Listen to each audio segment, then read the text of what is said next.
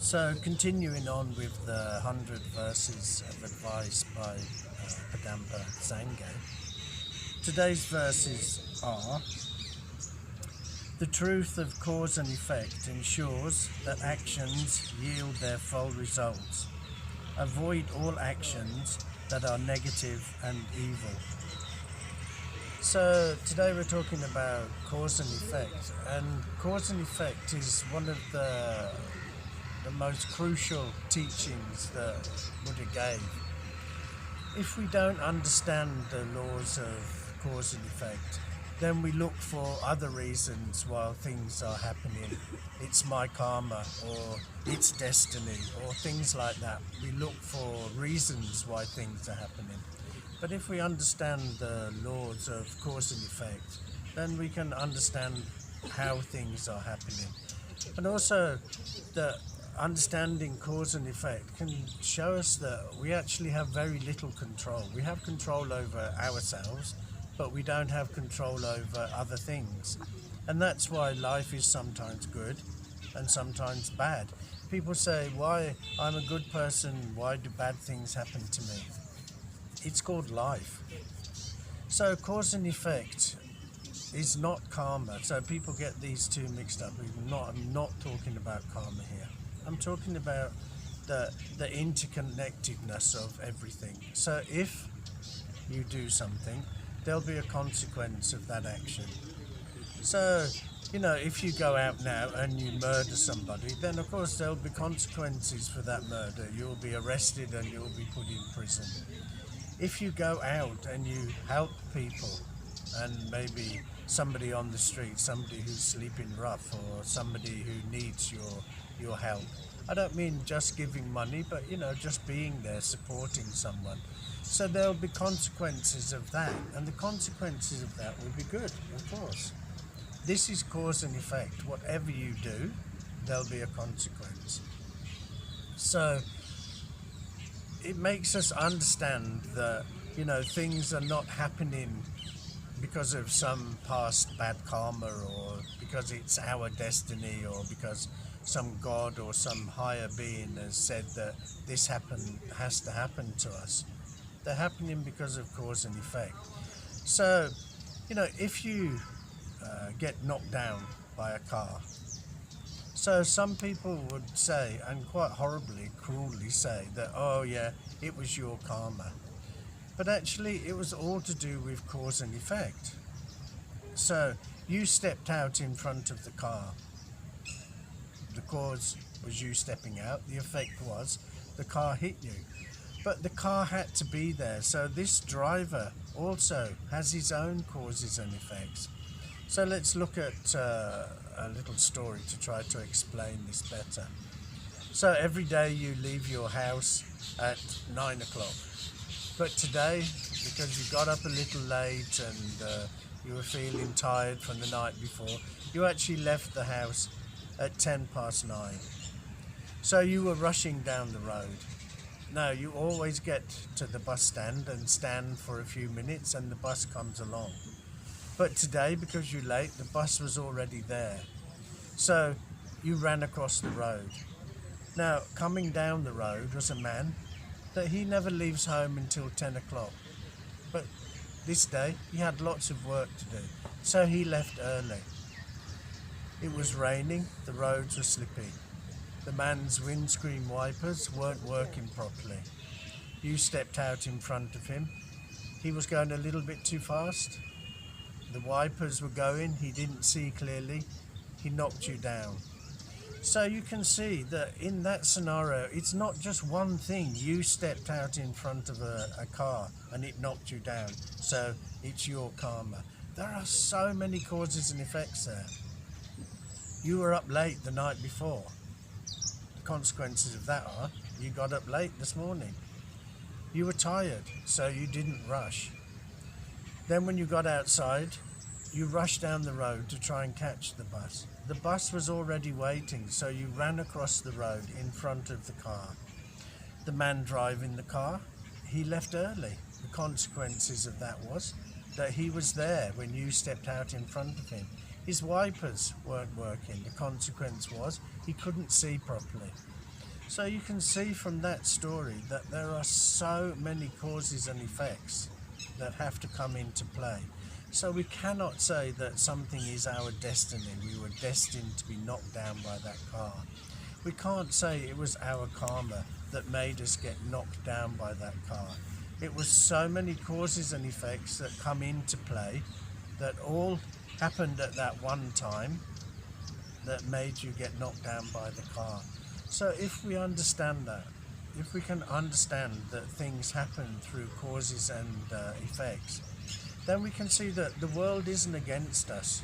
You know, people say that, you know, I've had a bad day, everything is bad, everybody's picking on me, everything is going wrong. But if you look, not everything is obviously going wrong, but many things may have gone wrong. But it is nothing to do with somebody has predestined that to happen to you. It's just because of causes and conditions. If you change the cause, you'll change the condition. If you're a person that is always cheating, always lying, then of course the consequences of that are going to be negative. So change the cause. Become a positive person. Become a person that is helping people. And the consequences of that is that you'll get positive effect. So don't look to say that this is my karma and I can't do anything about it, because that's dismissive. Don't blame things that happen to other people on karma, because this is cruel.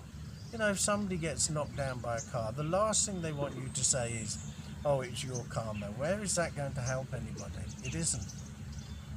So understand that whatever action you do, there'll be a consequence. If you're doing good actions, of course, usually the consequences will be good. If you're a bad person, you're doing bad things, there are going to be bad consequences. If we understand that, then it gives us a little bit of control back on our life. We have no control if we sit back and say, oh, it's God's will or it's destiny. Then where is our part in this? What part do we play in that? So by understanding that actually, if I do the right causes, I'm going to have the right conditions, the right effects. So this is why I'm saying that this is one of the most important teachings of what Buddha gave. Because by understanding that, we know we have a little bit of control and we can change that control. But we also know that everything else that is happening due to causes and effects. So it's not just one thing. You can't look at one thing and just say, this happened because of this.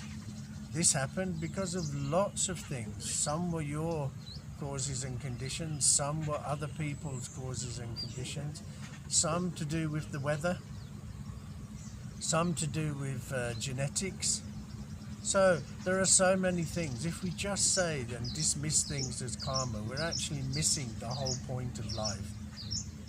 If you fly to a country and you get involved in an earthquake or a tsunami, it isn't your karma. It's just that you were there at that time when the weather did this. It has nothing to do with destiny. So understand causes and conditions.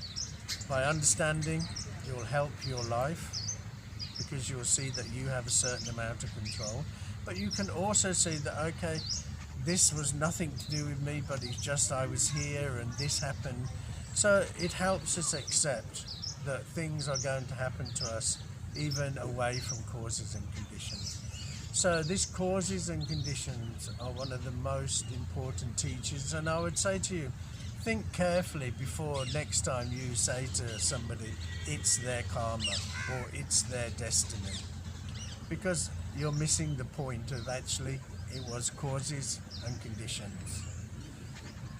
So the next verse reads, leave all your activities behind like a country in a dream. Just put non-action into practice. Okay, so it says leave all your actions behind. So it's not saying be lazy. So it's not saying, okay, leave all your actions behind, just sit down and do nothing. It isn't saying that. And let me just read the first paragraph of this commentary by Dilgo Khyentse. It says, the various activities of ordinary life follow one after another like the waves of the ocean. The rich never feel they have enough money. The powerful never feel they have enough power. Think about it. The best way to satisfy all your desires and complete all your projects is to abandon them. So he's not saying don't do anything. But what he's saying is that when we do meditation practice, it's about doing nothing. It's not about doing action. And the benefits you will get from doing meditation practice then will be more than if you're doing any action. Stillness and silence is where we can find our true self. It's where we can change. But we can't change when we're doing actions. And the actions he's talking about here, really he's talking about commitment. So, okay, you have your own commitments, you have your own responsibility, you have your own family, and all these things that you need to look at. But if you put all those things above your spiritual practice, then you're never going to gain anything from your spiritual practice. You know, at the time of death, what good are all your commitments that you've made? At your time of death, those commitments will just disappear. You have all these responsibilities. At the time of death, where are those responsibilities? You know, you may have a wife and children and all that, but when you die, then they're not your responsibility. And even with your family, you might have children and wife and parents and that, but at your time of death, what use are they going to be to you? They are just going to be standing by your bedside crying and making it really hard for you to let go and to leave this life. So it's about making the right commitments. Of course, I'm not saying walk away from your responsibilities or walk away from your family. But what I'm saying is that there has to be a happy balance between the two.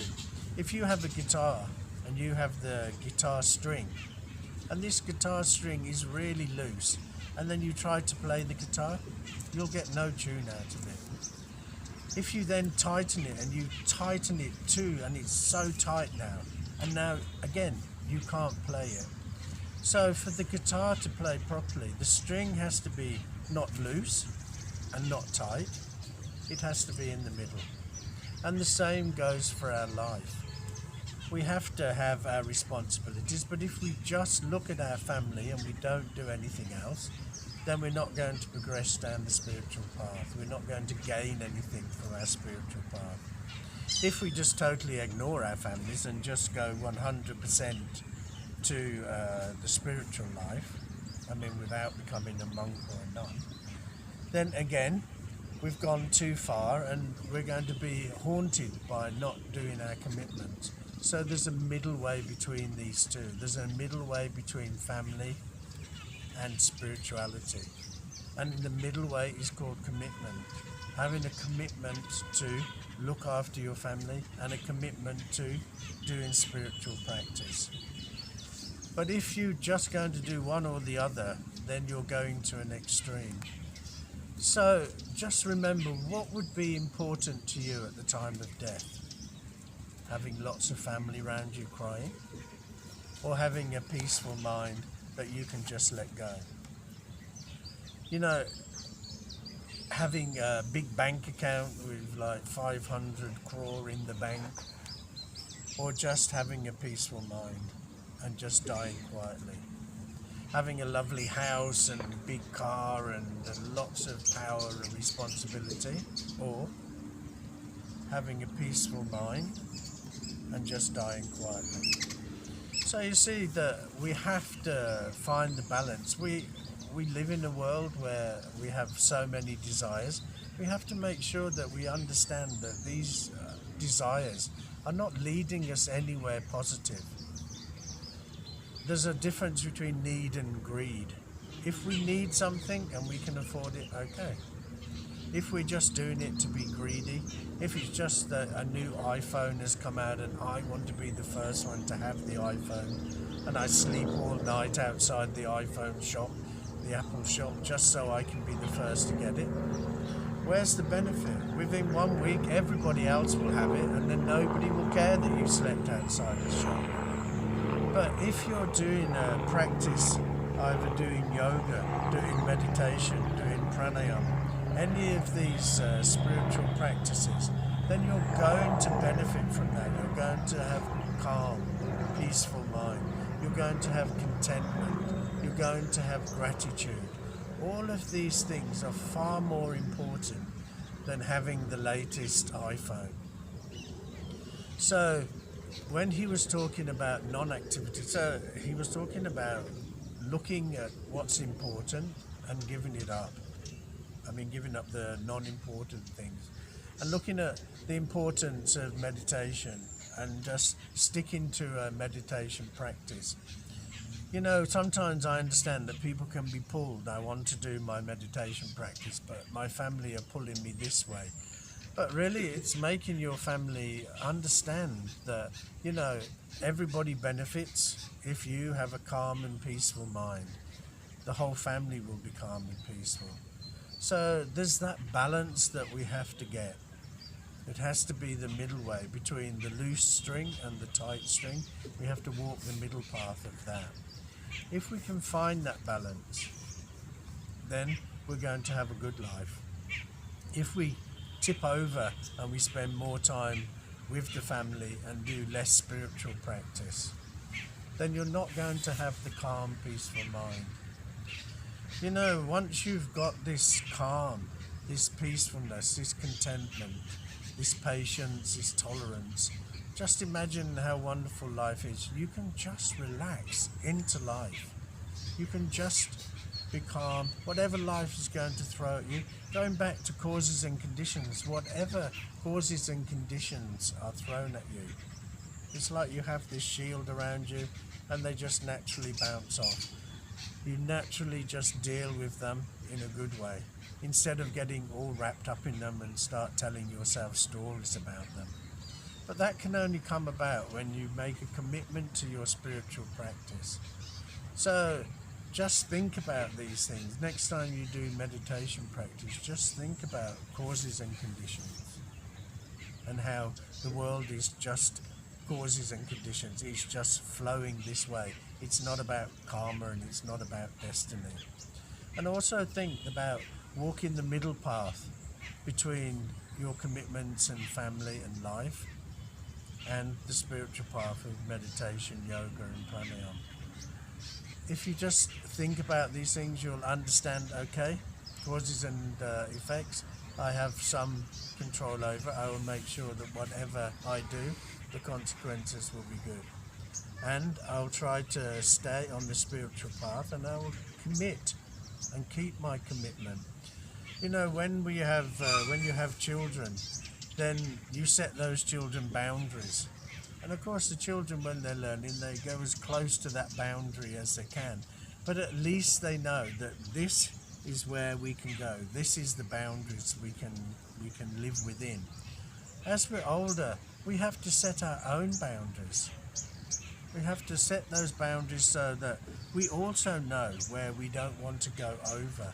So a boundary for this, what I'm talking about, is not to be so involved, so tied up in every little issue in the family, and just drop everything that is going to benefit you. Just drop it just for the family. I'm not talking about selfishness here. I'm talking about that if you do this meditation practice and if you calm your mind, then everybody will benefit. So it isn't a selfish act. So that's it for today. So thank you very much. Namaste.